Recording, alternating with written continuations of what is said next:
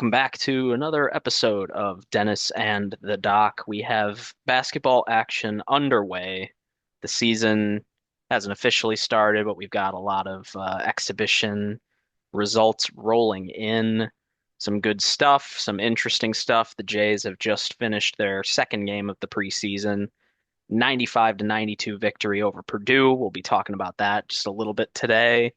And then we will be devoting the rest of the episode to our national preview. So, kind of going conference by conference, breaking down who we like, who we don't like, some maybe dark horse candidates, and then talking about our picks for national champions, Final Four, potential player of the year guys, stuff like that. So, Mr. Dennis, welcome back. How you I'm doing? good. Doing all right. I'm ready for some college ball to start. The wetting the beak on scrimmages. I'm ready to go. Yep, fun stuff. It's always an exciting time of the year. It's one of the best times of the year in sports. I think today is the sports equinox for the year where you got all four major sports organizations playing. You got both college seasons kind of getting into gear, so it's a fun time. Yeah, absolutely. So we'll talk briefly about the scrimmage. Mr. Dennis was in a college football game during our scrimmage and hasn't quite had a chance to review it just yet, but I'll kind of go through just some of my notes from the game. I mean, I'll give you a chance. So, in if I told you before the game, 3-point win over Purdue, where both teams are in the 90s, what would your thoughts? What would your thoughts have been?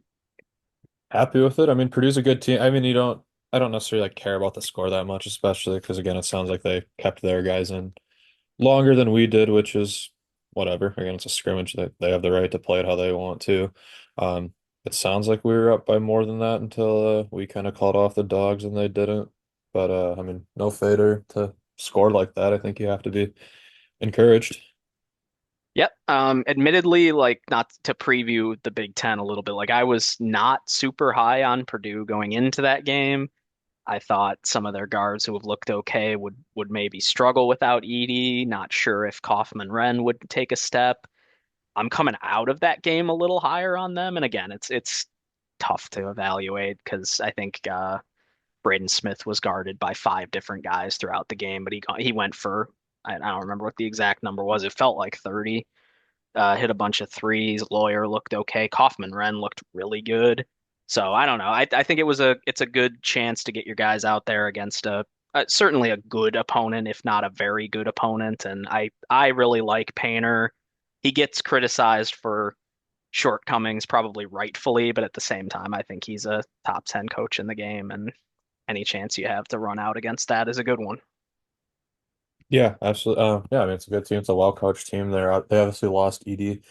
Um, and I'm with you. I think it's a major wild card how the Smiths, the lawyers, the everyone's look without his gravity. I mean, he's not an idiot. He knows what they're doing, and they're going to be right at the top of a spoiler alert, what I think is a pretty down Big Ten, at least the top. Um, but yeah, Yep. So everyone's talking about a deep big. I will get to it. Everyone's talking deep Big Ten. I think we agree it's not maybe going to be the strongest conference in the nation this year. I think it has Um, the best worst team, maybe if anyone, maybe SEC, but yeah. So my notes from the scrimmage, I'll just kind of go through them. I have them chronologically and didn't really order them any different way than that. So that's what I'm going with. My first note was on the Purdue center, Will Berg, 7 foot. I called him an oaf. Threw Kalk to the ground on like the third possession of the game. I think he had four fouls in 10 minutes of game time at some point there, right after Edie, I think, for sure. fouled out in his first 15 minutes of his NBA game. But That was funny. I enjoyed that. uh, first note I had on the Jays, Jemiah Neal looks really good at breaking down, guarding smaller guards. He guarded Smith for a little bit. Didn't have a ton of success on him, but nobody really did. Um, I liked that it looks like he can guard multiple positions. I think that's something we have struggled with in the last few years. It felt Jefferson-esque that and Neal's kind of lanky, he's long. I don't hate his chances guarding anything from a, small point guard like Smith to even like a small five. Um, Jason Green had a rough first stretch of minutes and not really any great minutes from there either. I'm not worried from that performance. He looked a little naive defending the block. We ended up switching. I think he ended up guarding. I don't remember if it was when they had Jacobson in at the five and Kalk switched over onto Kaufman Wren. But yeah, he struggled with him mightily.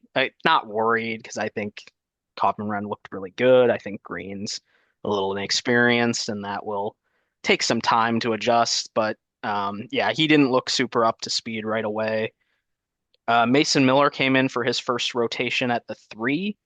I think that's something we will see a lot more of until Zugic is eligible, especially with the way McAndrew looked, and we'll get to that. Fred King showing a little confidence in the dribble. He had like a dribble drive, got fouled, and had a putback on it. He does not look any different on the If defensive there's end. if there's one thing I know about Fred King, it's that early season success is going to translate all year. So Every time. It's but I made a note. I texted Mr. Dennison, one of our other colleagues who's been on one, yeah, Eagle One, that's right. I forgot what we called him. couple That guys he actually made looked about 8 times in the Oregon game, but we did. Yeah, that's why that episode may not have made it to air. that's why. Yeah, that's why, nothing else that we said at 3:30 in the morning in the hotel lobby.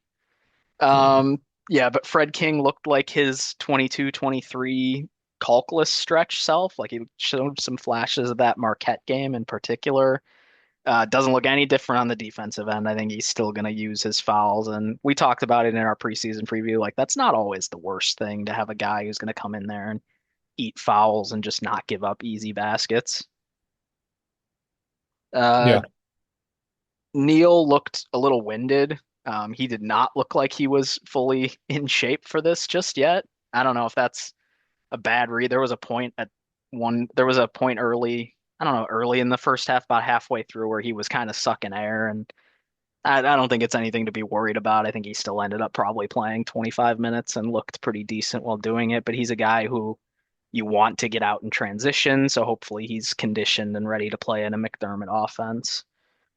Pop, we saw, I think, both sides of what we can expect from him this year. More of the good than the bad, but I noted there was a stretch in the first half. He blew, I mean, a wide open layup in alone on the bucket, and then kind of jogged back, and the rotation cost a wide open three.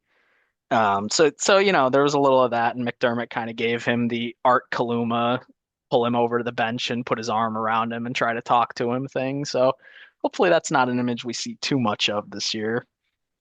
Um, Pop started the game 4 for 4 from three.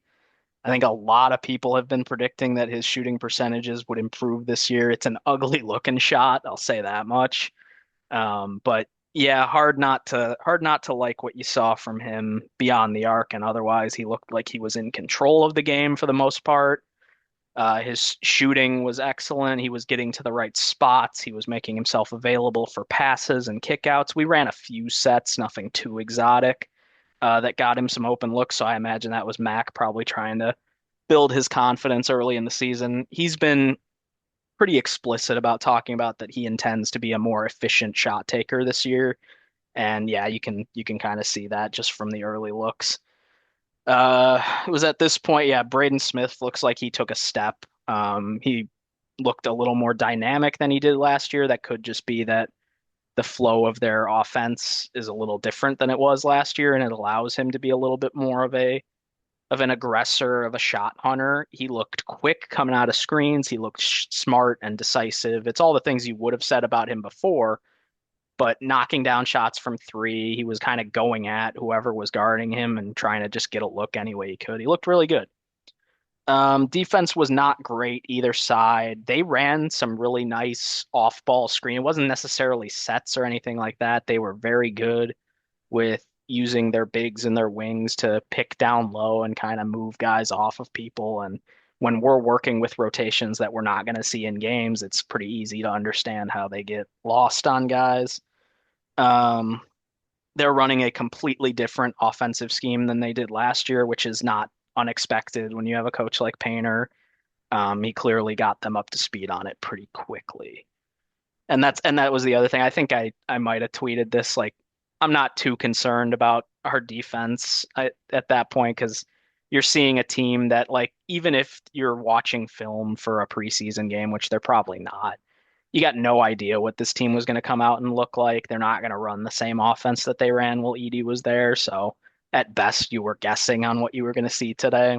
Not too worried about it.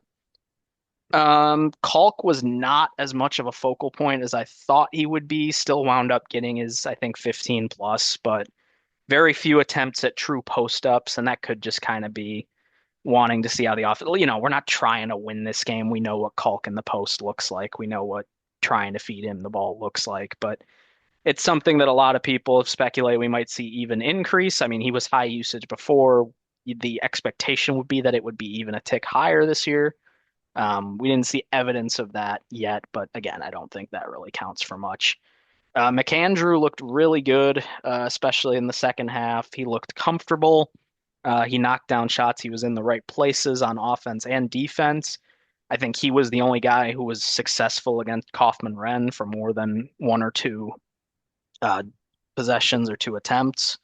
So if he can fit into the rotation this year, and if he can not look out of place on defense, it's just another guy where you give him a chance to knock down a couple of shots. He looked all right trying to grab rebounds too, so that would be nice. Is this Trout the had deepest Creighton team we've ever had? it. Oh, I'm ready. We crowned him for the fourth straight September, so let's see it this year. Trout was kind of up and down in the game. He missed a three that I'm not sure ever touched his hand the way he missed it, but had a nice strong rebound and then had kind of a cut and flush on the other end, which is something that I think people are maybe expecting to see from our offense this year. If Kalk is going to drift up to the 3-point line a little bit more, we may have that kind of opportunity for backdoor cuts, stuff like that. Not that Trout's necessarily the person you would expect to be finishing those, but it was nice to see him do it.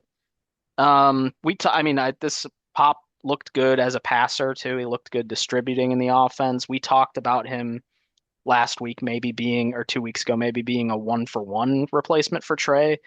There's a chance his ceiling is better. There's a chance he's already there and his ceiling's better. That's a bold thing to say after a preseason scrimmage game. But again, we're not talking about a player who's your regular transfer candidate, new addition to the team. You're not sure what you're going to get.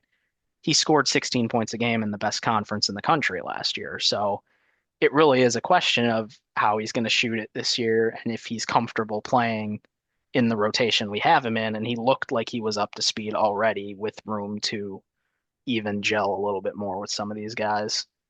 And then, yeah, it was for the most part our second team and a couple of walk-ons versus their starters down the stretch. We couldn't do much, but we didn't let them do too much either. So you probably call it a 10, 11 point win. If that doesn't happen, Purdue fans telling me there's some validity in playing Braden Smith 32 minutes and having him in down the stretch. I'm not sure that there is, but whatever. Remains to be seen. Yeah. No, But yeah, I mean, I don't know. Trey was not really good last year. Pop won't be the defender he was. He probably won't bring the same level of rebounding that Trey did, but offensively, yeah, could see it happening. yeah.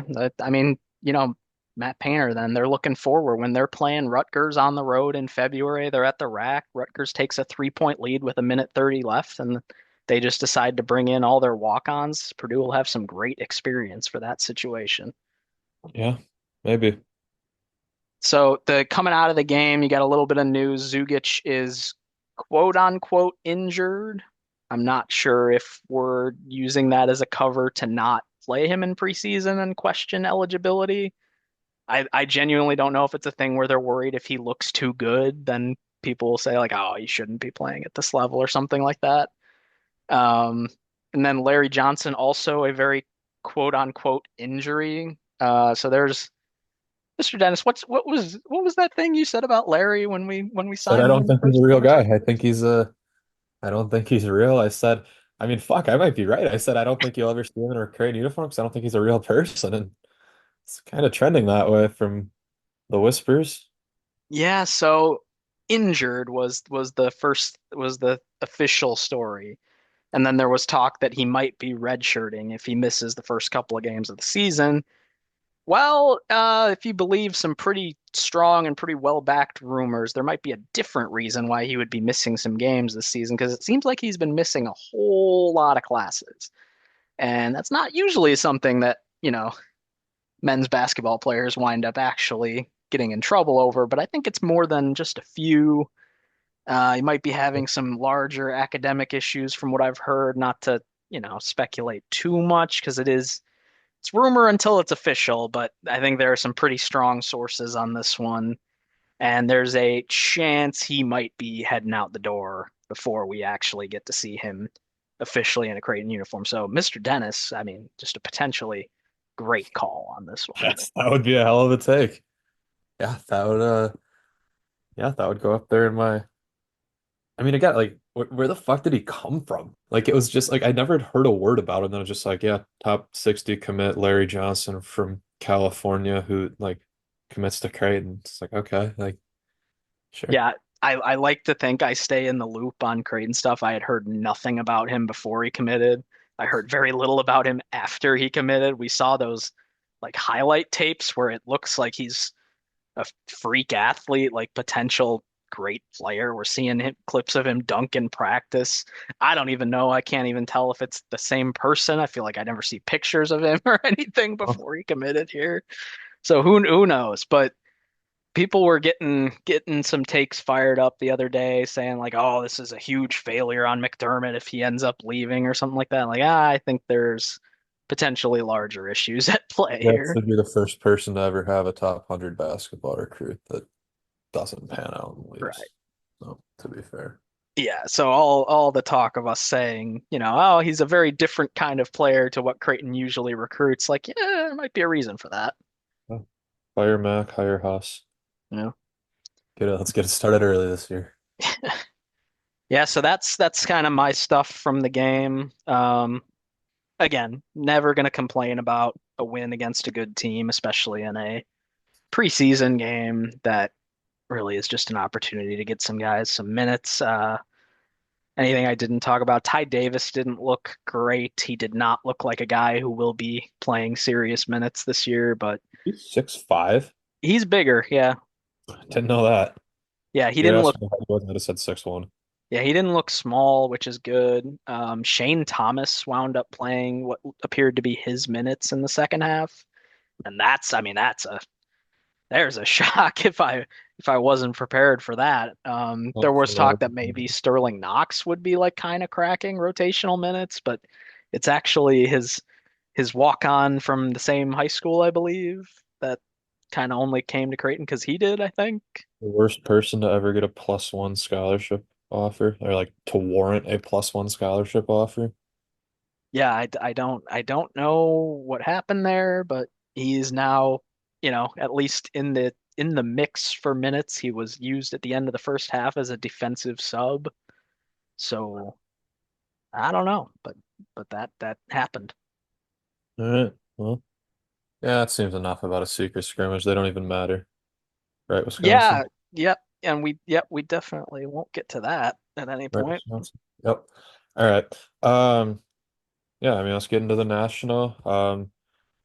Ken Palm rankings came out. Have you got a chance to look over them yet? I Anyone catch your eye in particular? I I mean, so the thing I was looking at most is the disparity between. So I use Bart most because I don't pay for a Ken Palm subscription because Torvik is basically all the same stuff and it's Yeah, free. So understandable. so yeah, what I usually check for is like the biggest differences between the two. There were a couple of teams. I mean, you got Nova ranked 20th in Ken Palm and Yeah, I'll not take appearing. under on that. Yeah, not appearing in the top 50 in Bart. Like, yeah, that's something I'd keep an eye on. The other teams that were ranked highly in Ken Palm, but not Bart, like Clemson was up there, not super high on this Clemson team either. No thoughts on my end. Yeah. And Yeah, Oregon, I think, was the only other one that was top 30 that wasn't top 45 in Bart. I'm with Ken on that one. I like Oregon a lot. Do you? Okay, I kind of don't. Yeah, I like that was actually one of my three futures that I texted you about. Oregon Final Four, 25-1. All right. Yeah, I don't know. Oregon. I think it counts a lot on Shelstad taking a step, and I don't know how high I am on They him. could also just get healthy for like the first time ever. Yeah. I mean, I yeah, the They Oregon might thing, be the they're always first going to team have ever to get talent. like injuries, like preseason injuries baked in, where like you just kind of like maybe them and Butler, like you just kind of assume like yeah, half the team will be hurt, and Yeah. like you don't actually get blamed for doing it. Yeah, I mean, a couple of just ratings off the rip that I noticed. McNeese at 103, absolutely not. That's maybe a borderline top 50 team. Yep. Slew at 105. I don't love the roster. They're too well coached for it, though. They'll be Yep. top 100 for sure. Um, what were the others? Georgetown at 88. No, they're going to be lower. Florida State at 90. Absolutely fucking not. They're going to be awful. Um, let's Have we see. talked about that before? Like, what the fuck happened to Florida State? Their coach got old, and not to I mean, like not from a Florida State, but I don't really give a shit for their perspective. Like, I think they were going to hire Raheem after this year too. Like, Oh, I think it was trending that way for sure. which yeah, that's very sad. Yeah. Um, Let's see what else. I'll take Indiana 39. I don't love Woodson, but I do think that team's really talented. I think they finish higher. I Ohio agree. State is 30. I don't like Ohio State at all. Same. Um, I think the Diebler hire was absolutely terrible.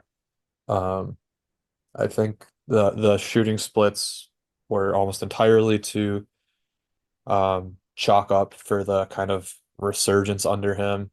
I think that was a bad hire. Dayton at 27, I don't like. I don't think it's a tournament team. Agreed. Um, Yeah, I agree. I don't like him at 27. Texas, I'd have a hair lower. Um, I mean, like there are other teams where it's like, yeah, I'd have you a hair lower, hair higher, but like those were the big gripes that stuck out to me Yeah, immediately. I don't necessarily have a gripe with where they are in the metrics because I think it's a team that will be better than the sum of its parts. But I actually really, I mean, Ken Pom has him 42, Bart has him at 23. I like Kentucky as a possible top 10 team this year. And that's, I don't know if I'll go top 10, but I can see buying them. I look at it and their weak spot is going to be the front court, potentially. And I say potentially because they've got a lot of interesting guys that can fill in this year. I mean, I'm looking at a potential starting five of Lamont Butler, extremely experienced from San Diego State. Kerr Kriisa, who, if a coach can get him to be an efficient player, I mean, he shoots 40% from three. At some point, that's got to count for something. You got Kobe Bria, who's potentially coming off the bench, also shoots 40% from three.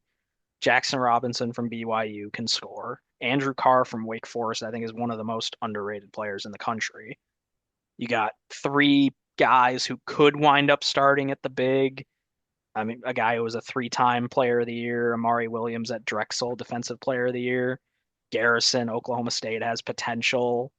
They've got some shooters off the bench. Like, again, I think a team that is right for Pope, like that he's got the right mix of players year one. I don't know. Mhm. I like that team. Sure, I can see it.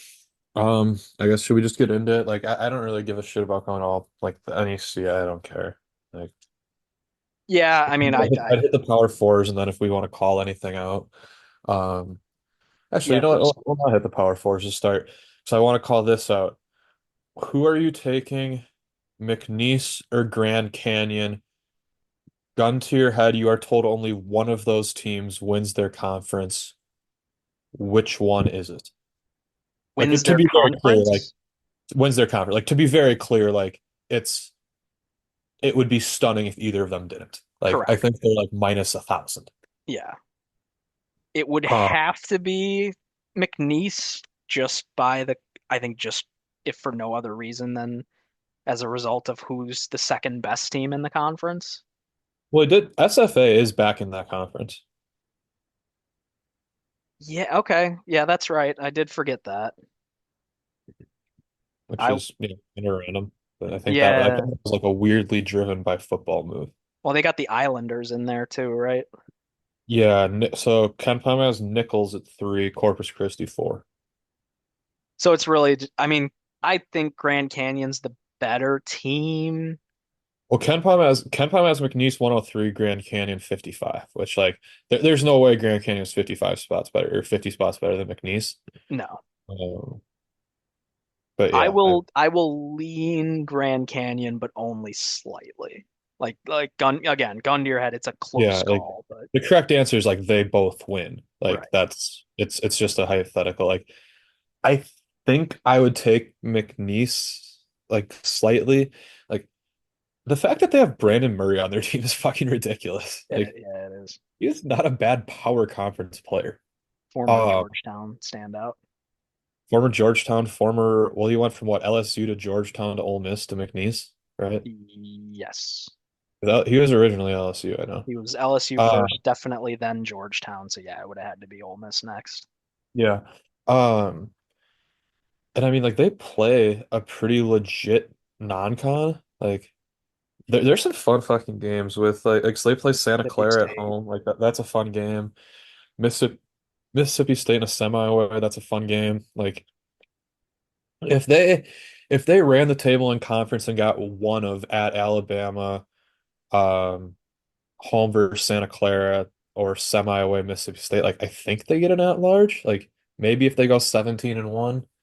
I don't know. I hope we don't deal with that. If they go Um 17, if they go, oh, they play 19 conference games. It's kind of weird. If they go 18-1 with a loss at Stephen F. Austin and pick off one of those games, I would think they get it. yeah. They play 20. I don't know where you got 19, but I'm whatever. looking at the Bart thing has 17-2. Whatever. That might just be like because probabilities. I don't know. Kempom has a 17-3, which would make much more sense. It would. But I'll um take the under on conference losses. yeah, I would too. Like that's fun. Like they're gonna be fun. High Point's gonna be a ton of fun. Hmm. Uh like that's another like it wouldn't shock me. I mean, like, just it would shock me if all three did it because, like, to go a combined whatever it is, 56-0 is pretty impossible. Like, High Point, Grand Canyon, and McNeese all could conceivably run the table. And, like, any of them going 18-0 in a vacuum would not shock me at all. I mean, if I said combined losses in conference, 5.5.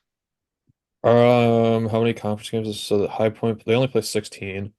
Okay, so Um, yeah, 5.5 is probably still the number it would have to be. yeah, I mean, Ken Palm, like, just off the probabilities, Ken Palm has them what's that, seven combined.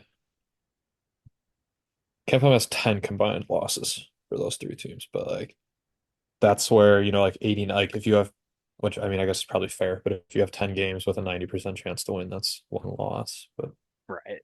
Yeah, like I understand how it works mathematically, but at the same time, I think it would have to be, yeah, like if you're giving me even money at 10.5, that's like a 10 unit play. yeah, yeah.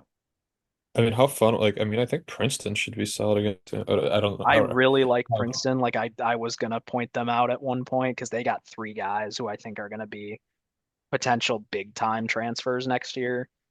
They Yeah, had they lost a loco this year, went to I think Notre Dame. But Caden Pierce, Xavier Lee, and Blake Peters, they'll all be. I expect all three to be big time transfers next year, or at least yeah, up transfers. yeah. I mean, there's some fun mid-major teams. It should be a good mid-major basketball year. And then I think, someone will inevitably replace him. Like, I think you see Huss get a big job with the year he's supposed to have. Some school is going to bite the bullet and hire Will Wade, and I'm kind of shocked it hasn't happened already.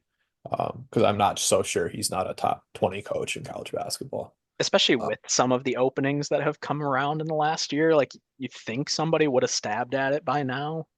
yeah, I mean, again, if you're gonna like Ole Miss, if you're gonna be willing to hire Chris Beard, like what Will Wade did today is like fine. Like that there's no Right, like what right, Chris Beard did is like ethical or illegal and like very ethically wrong. Like no one's gonna clutch pearls at like, oh, Will Wade gave offered a player 100,000. Like, oh, that would make him like what the 98th most cheating coach in this day and age. Like, right. Yeah, whatever. we're talking about an action that literally is permissible now, Yeah. right? Like maybe not in the method Well, he not did it, permissible, but but yeah, happens you know what very. I mean. Yeah, Yeah. All right. nobody would blink an eye at it. Yeah. All right. I guess we can just go conference by conference. Stepping down, I guess let's start with the Big 12. That All I right. mean the top end of that conference is maybe the best top I've ever seen. Yeah, it's ridiculous. There, I don't think there's a true standout amongst them. I think you have four top 10 teams, and that's a ridiculous thing to say. Yeah, I mean, a couple things. So I know Houston's number one in KenPom. Uh, by the way, that was the title bet. I got them Mm, 16 to 1 to win the title, which I think is ridiculous. Um, I mean, they just will have a top three defense. Like, yep. there's no like Doesn't that's matter what they lose, who they add, doesn't matter. what I think. So obviously they lost Shed, but like I think some people forget, and like I don't know, maybe it is the physical style they play, but like they were down to seven guys essentially by the end of last year. Like Yep. Arsenal was hurt. Who knows what Arsenal looks like coming off an Achilles. Tugler was hurt, and fuck, what's the other guy? Like Davis, is that his name? Who am I trying to think? Dunn. I done. Did Dunn miss a couple or somebody else? Tugler He missed was a on. few. Walker missed a few. Maybe that's what I'm thinking of. Um, but Dunn played most games. Um, but like I think that's like having those bodies to play the style they want, like I think that matters a ton. Um, I mean, people forget they won the Big 12 by 2 games last year.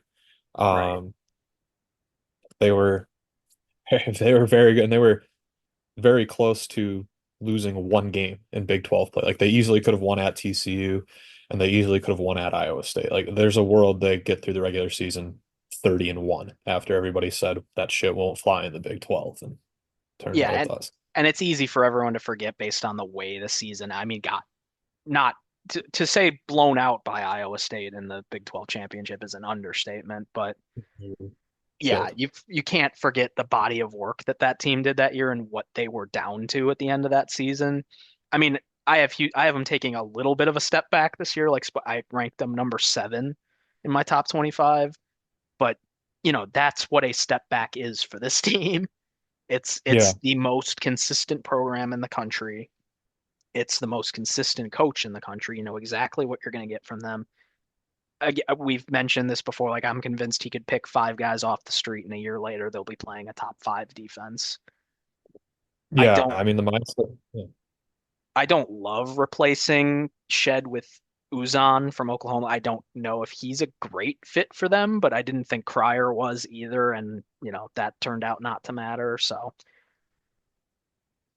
Yeah. And I mean, like, you talk about a team that's been screwed over by injuries. They like, they lost Sasser, who was a lottery pick yeah, and made an Elite Eight in 2022. Like, they, they might have, they could have conceivably won the title last year. They lost by 3 points and they lost their best player halfway through the game. And I'm well aware that, like, that best player is going to be gone this year, but it's much different to have an entire offseason to prepare for the loss of that player than he goes down 10 minutes into your Sweet 16 game. right.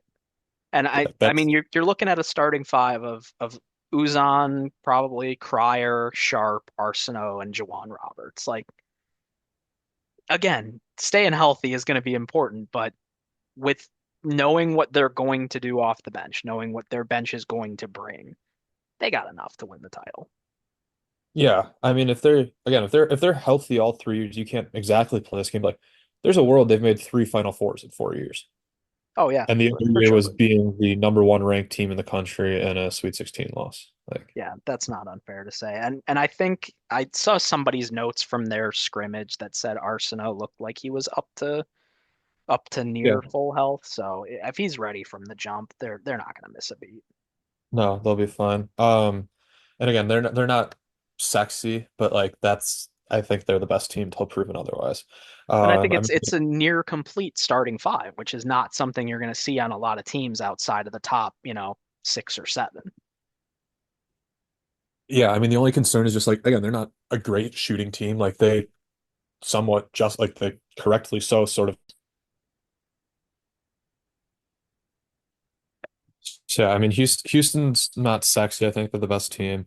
You have Iowa State up there. I mean, I think they're just like basically Houston light of like, yeah, the issue is going to be they'll inevitably have games they struggle to score. Defense is going to be elite. Um, I like Monsilovic a lot. Yep. I've never really understood the love for Lipsy, but like I think that's a good team that has second weekend expectations, Final Four potential. Um, they did lose a decent amount. Like they weren't like studs, but like losing King Jones and who's the other King Jones and other Jones. That's why. Yeah. Yeah. I was. That would explain. Um, yeah, Curtis Jones and Robert Jones. Um, that's something. Although I think Otzelberger's a good enough coach, though they'll be fine. Then you have Kansas, who I'm actually kind of surprised. They're not number one, are they? Or are they?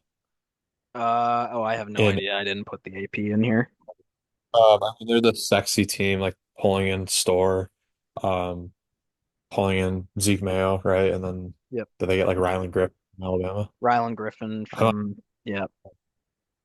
okay, yeah, I'm on Ken Palm, who doesn't have their rosters up for the season yet because they haven't played yet. So some Yeah. of And this just then trying to that remember, but Flory Badunga, however you say his name there too, returning mhm. Dickinson, Adams, and Harris, who you can argue that the three of them kind of underwhelmed last year, but in theory, this team should be improved from last year.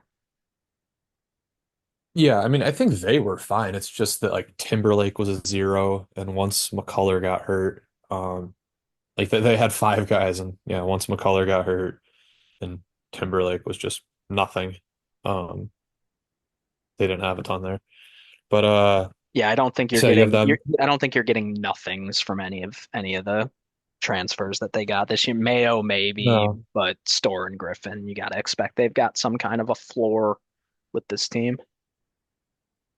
Yeah, and we'll see how Store does. Again, I liked him a lot last year. I'm not gonna go total revisionist and act like he sucked, but like he took possessions off on defense certainly. And there's which I don't think it'll happen this year, but like there's certainly some rumors about maybe why that team ended the way that it did in regards to him. And maybe he is a little checked out the last month or two of the season. But yeah, I don't know. Then you have Arizona, who again has been great the last couple regular seasons, top 10 team. Um, Love is back, who I think the fan perspective on Love has like somewhat gone too far in the other direction. Where like, yeah, he's gonna like he will probably lose you at least one game, but like he's a very good college basketball player that I think every single team in the country would rather have than not have. Um, I do think Baylor's extremely interesting. Like I love VJ Edgecombe, but like I'm very interested to see what the loss of Jacobs does. Like who's top assistant now head coach at FAU. Like that program has been trending down. Now again, down is still relative. Like they've been top 20 each of the last 2 years, but like the defense, they went from 22nd and 21, 13th and 22 to 107 and 23, 72 last year. That coincides perfectly with the loss of Tang. Um, Now Jacobs, who I think had kind of been thought to be one of the elite guys on the offensive end of the ball. Like let's see there. I still Yep. think Drew's a very good coach, but the days of title contention Baylor could be in the past. I'm betting And the again, other way this year. I really like this roster construction for Drew. I am for as much as I'm a proponent of coaches don't matter as much as people maybe give them credit for, I do think assistants matter, so that is something I'm a little wary of being high on this the team. program I think they matter at. Yeah, yeah. Well, I love that he's got Roach in there now. Langston Love is kind of an underrated player, I think nationally. O'Meara is not the best five option you're going to have amongst potential top 10 teams, but I don't think he'll be a bad fit there. And Edgecombe, I do believe we've talked about this before. I do believe he's the real deal. He won't be the I, best freshman in the class. He might not even be the second best freshman in the class, but I'm not sure that matters. He's going to be, I think he might be the second best freshman in the class he might be, but after last night, I'm not as sure anymore. I, we'll get to that, but with yeah, Ocon or what? yeah. Right at Wisconsin. But if you gave me, I think if you told me pick two Big 12 teams that would go the furthest in the tournament. My two are Houston and Baylor. Really? That's surprising. I mean, Houston's my one, and then I think Kansas because I still think Bill Self's a really good coach, and there's so much talent there. I don't know. I guess I'm lower on Baylor than you, I guess. Like, I guess not Yeah, even lower, but like I'm more unsure. Um, I assume we probably. I mean, I have Baylor fifth and Arizona 14. I'm not crazy about Arizona, okay. but I like Um, still good. I'm just not as high on them clearly. yeah. And then yeah, we don't need to go every team. I do want to call it Texas Tech. I love this team. Like I would have them over Baylor. I think yeah, spoiler, that was my final future was Texas Tech 18-1 Final Four. I think I like it. I love Elijah Hawkins coming in there. I It love sounds like they're going to be a former little Lobo. healthy. Love, I mean, former Lobo, JT Toppin. Like Yep. he was a fucking monster last year. I think, yeah, they're going to be more healthy as a team. I still think McCaslin's a very good coach. Like they were hurt all of last year, again, as we've talked about in many cases with Pop, and it was a top six seed and, top 30 team last year. Yeah, Um, I put them 17th in my top 25. I think they've got potential to be a real problem. so yeah, I like that team a lot. Um, I do. The only other team really that I want, like, so Cincinnati's getting a lot of love, whatever. Kansas State, very interesting to me. BYU, I kind of want to call out, and not just Hmm. for this year, but like that's a fascinating program to They're follow here. they're building a monster. If this Diabasa stuff is true, like the fact that again, allegedly, like Suns ownership, who's I believe BYU grad, is just giving them blank check and said like get who you need, and Yeah. it's gonna be interesting to follow. Pair of Creighton assistants in here and DeVries and Lutz. I mean, I think not a knock on Lutz, but like I think Lutz has by far the worst team in this conference. Like them Yep. finishing last wouldn't really shock me. Um, UCF is funny. I don't know if you've paid attention to their roster, but like it's legitimately like a last chance U roster. Like I think their entire starting five has been kicked off or dismissed from at least one college basketball program. My Like only it's note on my note on them is this team is a hodgepodge. yeah, like there could be there's a world where like this team just fucking falls apart and like bottoms out and goes like 1-17. And like the last month of the season, it's like 30-point loss, 25-point loss, 30-point loss. Like yeah, not because of talent, but because I'm not sure. A, I don't think Johnny Dawkins is a great coach, and B, there's some characters. There's some characters on that team. Yeah. Yeah. But I mean my notes on the Big 12, like K-State has one of the strangest roster constructions, I think, in the country too. McDaniel coming in from Michigan. You got Coleman Hawkins in. You got Onyeso from Kentucky. Okoro from Samford. They've got like four guys who I think could be like actual players in the front court. If they're allowed to play four guys who are taller than 6'9", this might be an interesting roster. I don't know what the hell they're going to do at the guards.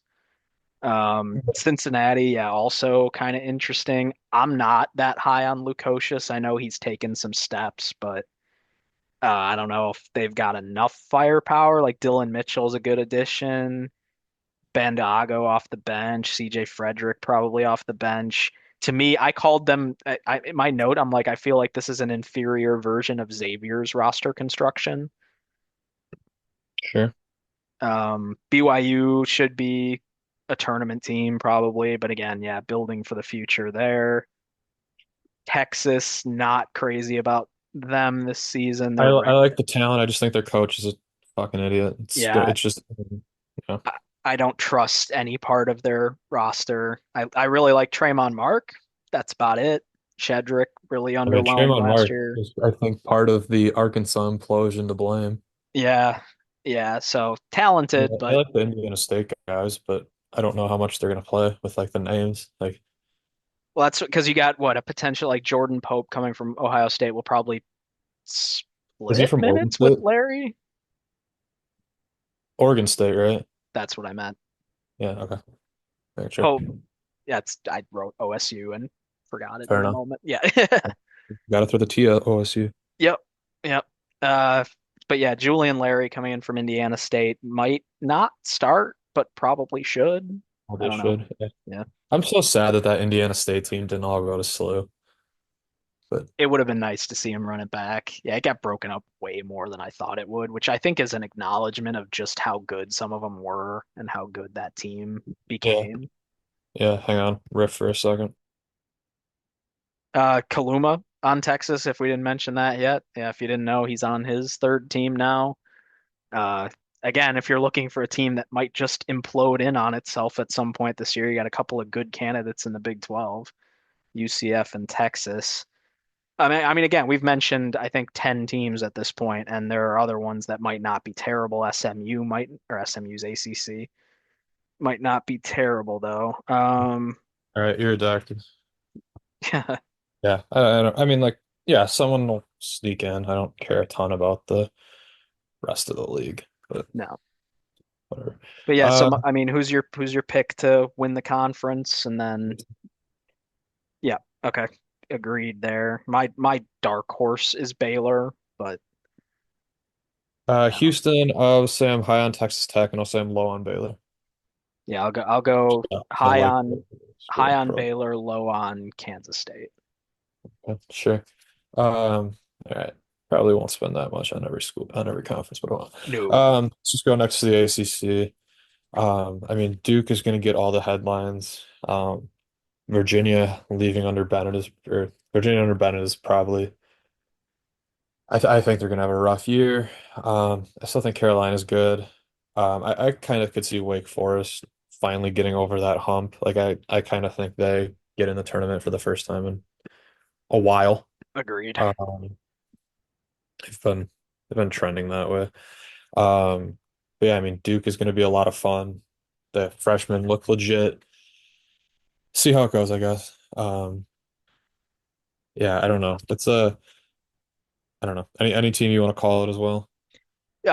Duke is the focal point for a good reason. I mean, it's a thing at this point. I almost where this is a team that would be insanely fun to root for if they weren't called Duke. Uh, Yeah, Con is looks as advertised. Flag looks as yeah. advertised. Knipple's awesome. Like I think in the state title game last year against like a legit team that had multiple D1 guys. I want to say he had like 30, 15, and 12 or something like that.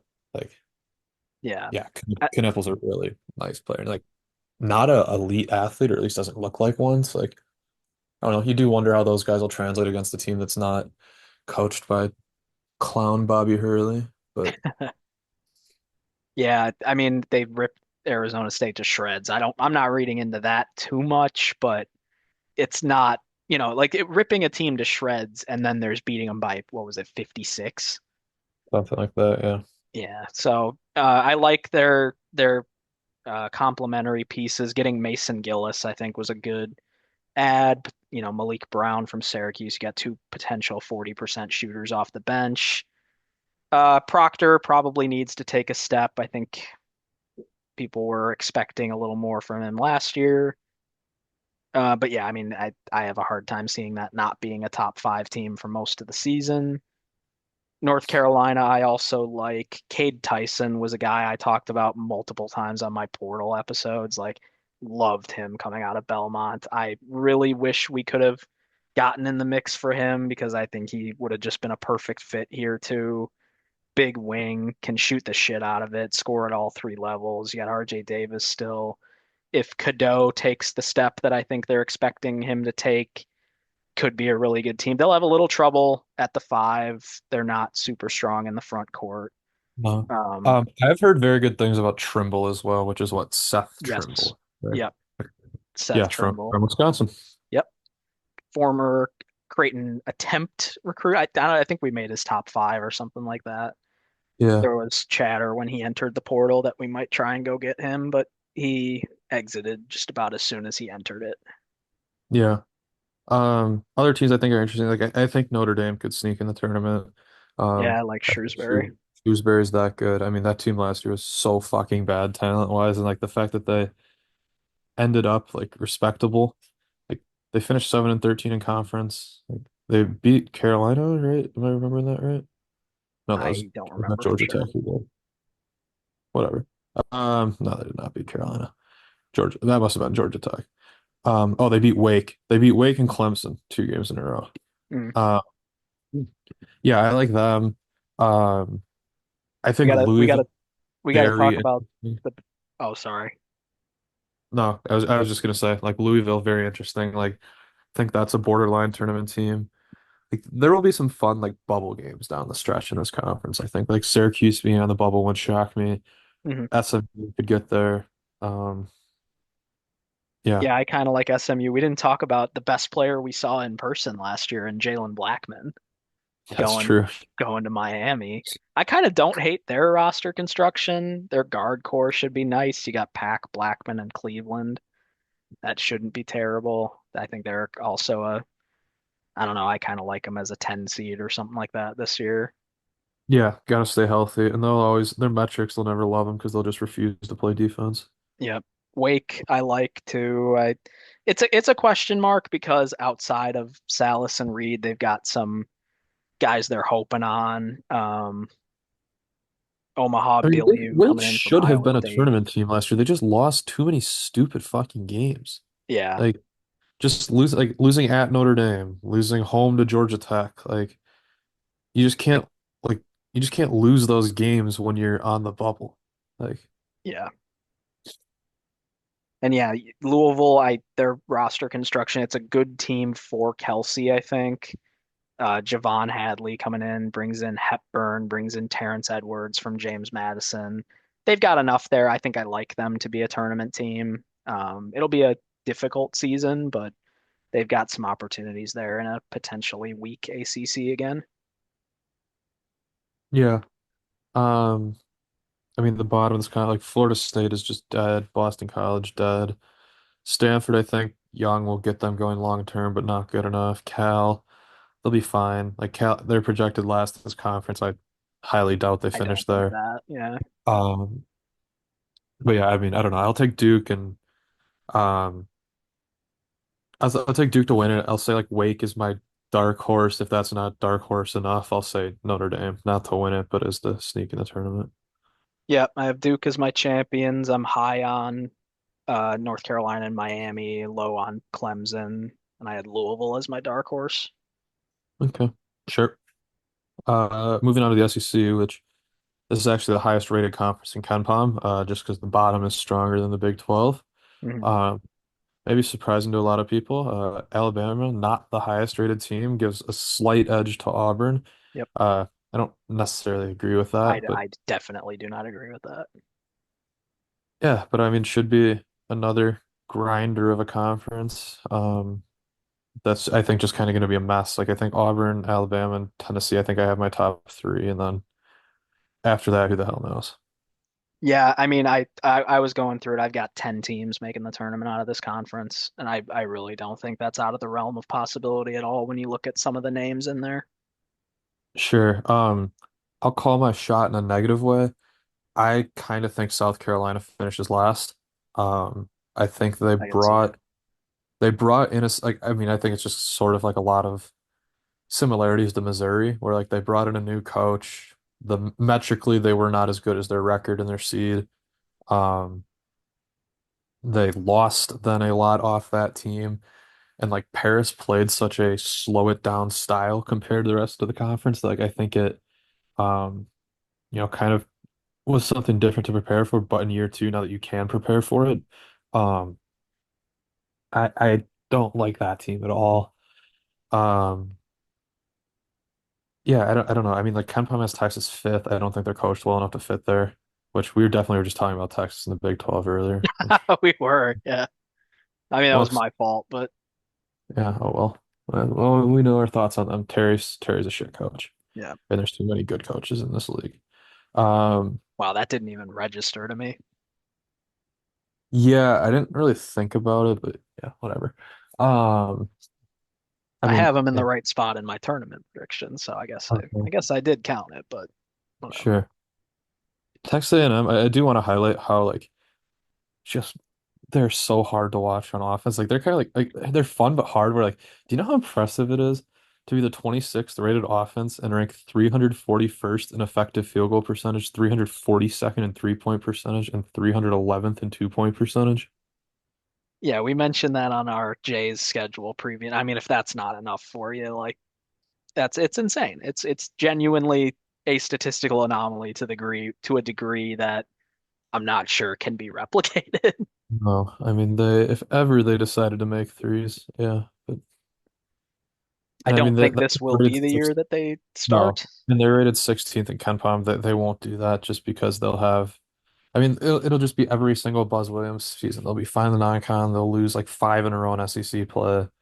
They'll win five in a row to end the year, and they'll end up like a seventh seed. Yeah, yeah, that's probably about appropriate. I'm not as high on them as the metrics are, but at the same time, there's probably too much talent for them to miss the tournament. Yeah.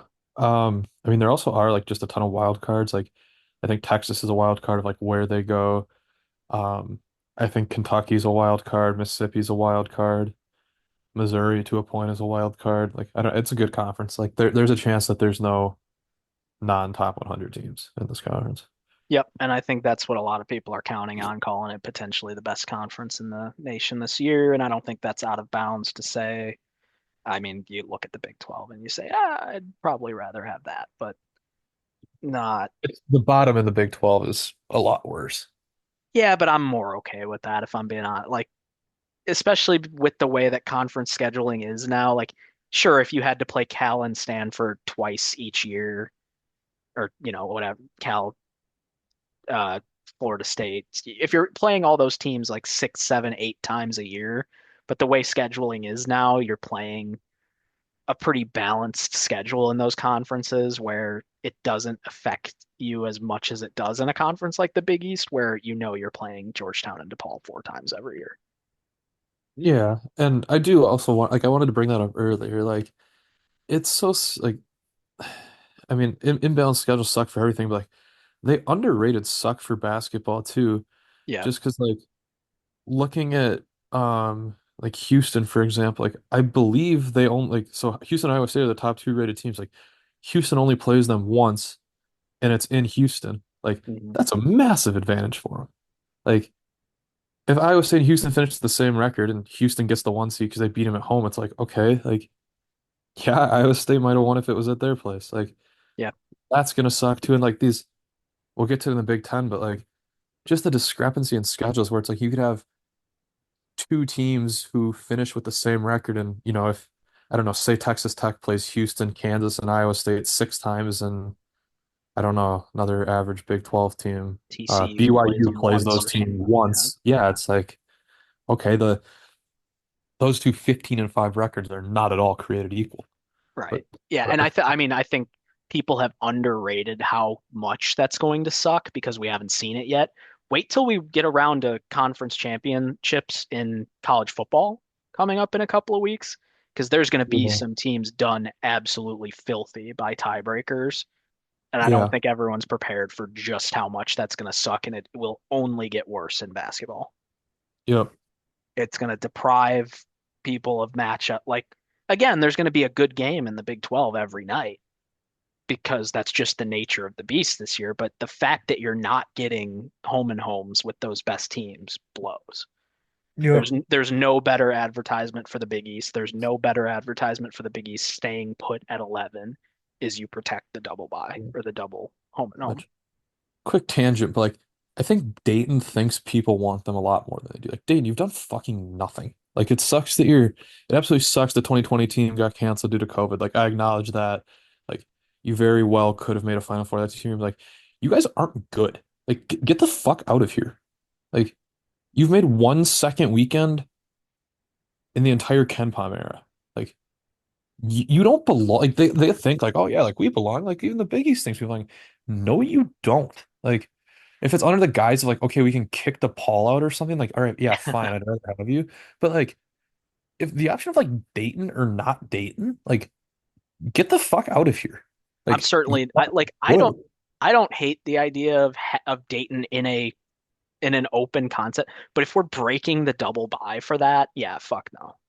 And there's no like the Big East wants us like no we don't because the Big East was built on new TV markets, new stuff like you're not adding that. It's a nice fan base, don't get me wrong, but it's not a big one. You're not an especially successful program. You're not the best team in your area. The only thing you do is potentially pull recruits away from other teams in the Big East in that area. It's to me it's a lose-lose situation. No, same thing with SLU. SLU, you've made 0 second weekends in the Ken Palm era. You made one tournament since 2015, and that was an AQ where you ranked 106th. Like, get the fuck out of here. Like, I don't want you. See, I'm actually higher on SLU. I would Dude, almost okay, rather I'll be have SLU higher than on SLU. Dayton, and it Oh, I'd because rather have SLU than Dayton. it has nothing to do with the program to me. It has to do with the potential for the school and the area, and it adds a team for us to be close to, and it's a TV market, and it's the same thing why I think like I was not I think I'm not the only person that said it. I might have been the first person that said it. Why I think St. Thomas is going to be in the Big East in 20 years because that is a potential for a program, right? Like it's a big city, it's an urban team, it's a Catholic school, it's a what whatever. Yeah. All right, well, that wraps that up. Yeah, really, whatever. Are we still in the SEC? No, I meant like that wraps SEC up. Like, whatever, that's fine. I mean, Um, yeah, I like so I mean I mentioned Kentucky. I'm not as high on Auburn as the rankings. Like they won't be a bad team, but if they end up in the 10 to 20 range, that's where I would guess they'll be. I think I have them 15th or something like that. I think it's counting on a couple of transfers fitting in right away. And if I don't know, they might not. Pearl's earned some trust at this point. I actually really like the Arkansas team construction. It's entirely a matter of if Calipari can kind of get out of his own way at this point. But they had a real good result in their scrimmage. You look at the starting five of Boogie Flan, John L. Davis from FAU, DJ Wagner, Trayvon Brazil, and Jonas Adu, who's coming in from Tennessee. I think is one of the most underrated players in the country too. And then you've got, I think, a really strong bench too. And I look at this team and I say, how is that not a top 15 team? because I don't think they have a very good coach. Well, and that's yeah. But yeah. I mean, that's probably most of what we had to say, I think, on SEC. Yeah, I mean, I had 10 teams getting in from the SEC: Tennessee, Auburn, Bama, Texas A&M, Mississippi State, Kentucky, Arkansas, Florida, Ole Miss. Sure. Yeah, works for me. Ole Miss will be, I think, a little better than people will think at the start of the year. Morrell still there, Dre Davis from Seton Hall, Padula from Virginia Tech. They got some stuff there. They might that I like them to squeak in. They won't be a great team, but better than last year. Yeah. Okay. Big Ten Final Power Conference. Um, I mean, this is the most like just average league. Like, I think Purdue at Washington is like 9 points on a neutral, and they're Ken Palm's highest and lowest rated teams in the country. Um, so yeah, I mentioned it earlier. I like Oregon. I'll take my personal corner, Wisconsin. I think correctly said that I like this team last year. Yeah, I mean, I think that was Yeah. pretty correct. I absolutely fucking hate this team. Like, I think this is last place potential. The schedule's pretty easy, which I think if they don't finish last could be like largely due to that. I absolutely hate this team. I don't think there's talent. It seems kind of clear their NIL pool is not deep. I don't have the number off the top of my head, but I believe that their transfers that they brought in their last season. This isn't even docking Tanji for the 0-19 Mizzou team he was sort of part of last year. I believe their combined conference record was like 11-53 or something Oh, like ridiculous. And these are not in like this is Northern Illinois, this is Central Arkansas. Like these are not blue blood programs or anything like that. So you're bringing in up transfers that didn't win. I don't know. I fucking hate this team. yeah. I'm glad you said it. I mean, if I'm on the Big Ten, I'd like to kind of use my time on USC because I think it's a team nobody's talking about that went out and did really well in the transfer portal. I don't love Muss. I strongly dislike him as a person, but Desmond Claude there, Pope is there, St. Thomas is there, um, who I can't believe we didn't wind up with because I think again he would have been a really nice addition for us instead of maybe Jemiah Neal. But They are going to have the potential to score a lot. It's a conference where I think 6 or 7 different teams could win it, and I think they're probably at a pretty decent price to do it. Yeah, I mean, if you want to take a shot at a team down the board to win the conference, like this is a pretty good one. Like I might do Oregon, not at that price, obviously. Or they won't be at the same price as USC, but like yeah, I like Oregon a lot. I don't know, maybe this is the year that they just like accidentally stay healthy. I don't like Ohio State at all. Nope. Indiana, I'm torn on because again, and you never know how much to put into secret scrimmage results, but like beating Tennessee is impressive. Yep. No matter the setting, and like that talent is so good. And if you had Matt Painter coach them, I think it's a top 10 team. But I'm very lukewarm on Woodson. Um, but yeah, I think Indiana's the most talented team. Now again, if Braden Smith is going to be the Braden Smith he was in the scrimmage, then yeah, maybe it just is Purdue. But I mean, I yeah, think I don't even know. if he is that same player, Indiana's probably the most talented team. I'm not going to Yeah. call them more talented than UConn because that's a stupid thing that only stupid people would say. But Wait, let's back up. Who said that? last year, Jeff Goodman tweeted after UConn kicked the shit Oh, out of that's right. Indiana, like, oh yeah, well, Indiana's clearly the more talented team or something like that. So I'm not going to say that. That's right. That fucking clown. Okay. Yeah, I remember that now. Sorry, But yeah. continue. Yep. No, so I like Indiana's roster. They're probably too good to be bad or mediocre, but it's just a question of how good they'll be. Illinois is going to have a huge problem with defense, but they should be a really good offensive team. I picked them to win the conference just on that offensive upside, but you never really know with the roster construction they have.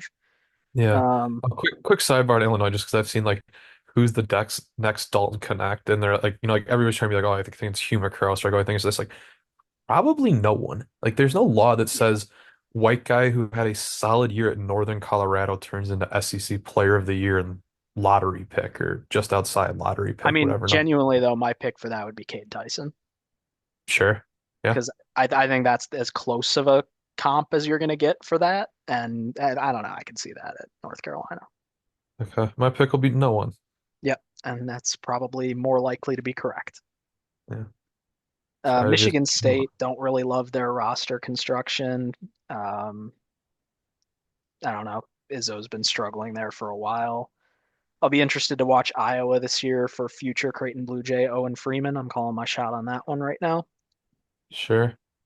And I then, see Rutgers is second lowest rated in the conference. I think that team's a little too talented to fail. Like I think Bailey and Harper are that good and Pikel's good enough of a coach. Like they're yeah, not finishing. Oh, Torvik has them 19th. yeah, a little bit of a discrepancy. It'll Although be in again, between there. I can promise yeah, that. again to be fair, he has them second last and 8 and 12, which is fucking nuts. And then Washington last at 7 and 13. Yeah, Like, can you imagine Rutgers going 8 and 12 in conference and not even making the conference tournament? yeah, that would Like, be something. It's not out of the realm of possibility. Like no, we again, joke about how mediocre the Big Ten is, but they're all versions of the same team. yeah, again, Purdue Washington is 9 points on a neutral as the highest and lowest rated teams in the conference, Yeah. which is yeah. So I don't know. I mean, I think this is just the most average conference. Like I think I'd be surprised if any team got a 3 seed or higher, unless Purdue just was that good. He does have Purdue projected to win this conference like 3 games, which unless the schedule's ridiculous, I kind of have a hard time believing. But Yeah, I don't see that. yeah, he has 14 and 6. Then 5 teams at 11 and 9, 5 more at 10 and 10, 5 more at 9 and 11, 8 and 12, and 7 and 13. Well, So that's one of the conferences of all time.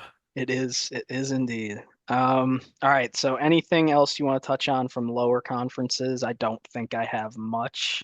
Mountain West got rated. It sucks. I would take Boise to win that conference. I think New Mexico's loss of Toppin and House is too big to overcome, although Donovan Dent is a fucking stud. Well, he has to And unforget how to play basketball after the end of last season. Dent, yeah. Yeah, I mean, like Dent is the guy who like enters the portal after next year and is like everybody wants. Yeah. I mean, Um, he might have averaged like 4 points a game down the stretch. It was brutal, but yeah, he's a talented player. yeah. Colgate is down in the Patriot, probably still the best team by default, but like losing losing their Braden Smith to Gonzaga sucks. I think Gonzaga should be really good. Yep. Um, Santa Clara, fun at large team to watch. They have a shot. I don't love the St. Mary's team. Um, I don't know. Anyone? UMKC potentially to win the summit, which would be interesting. We've got them on the schedule this year. I had that noted. Chris Mack taking over at Charleston will be interesting to see if he's able to keep their momentum going at all. Sure. Shit, I mean, yeah, I don't know if there's any other big team. I mean, we talked The about like the fighting, the low fighting Sharif, majors. the fighting Sharif Mitchells should probably win the MAC this year. Doug Gottlieb at Green Bay. Oh God, forgot I that's an mean, they're actual thing fucking that's happened. talented. Like they have like I think they have like a JUCO All-American, a border top 100 recruit. It's just like, are you a good coach at all? Yeah, The American will be interesting with, I mean, the soap opera that is Memphis basketball, firing their whole staff 2 weeks before the season, starting power forward, going in the portal. Just kidding, not really. Um, FAU with Jacobs, who by all accounts is a very good coach. The unfortunate events at South Florida. Um, yeah, I'm not sure. Wichita looking for a bounce back. I don't know. not an especially strong Memphis roster this year. No. Yeah, all But yeah, right. Uh, that's most of yeah, what I got. Big West should be a lot of fun. you got That's you want to do because we're kind of running out of time here. You got Final Four you want to call? yeah, so I'll have Houston winning it. So give me Houston. I'll take Kansas. Give me Duke and let's go Texas Tech. And so I have three Big 12 teams. Yeah, sure, why not? And I'll have Houston beating Duke. Yeah, one beats two in Ken Palm. Really creative. I don't fucking care. Actually, I don't have UConn in the Final Four. That's an issue. Um, yeah, fuck. Put UConn in for Texas Tech, and actually, no, fuck. Keep UConn out. Yeah, Houston over Duke, over Texas Tech, and Kansas. Yeah, I'm giving UConn the number one spot in my preseason top 25, so I don't feel compelled to put them in my Final Four, but I'll go Alabama over Duke, and throw in Houston and who the fuck do I give this last spot to?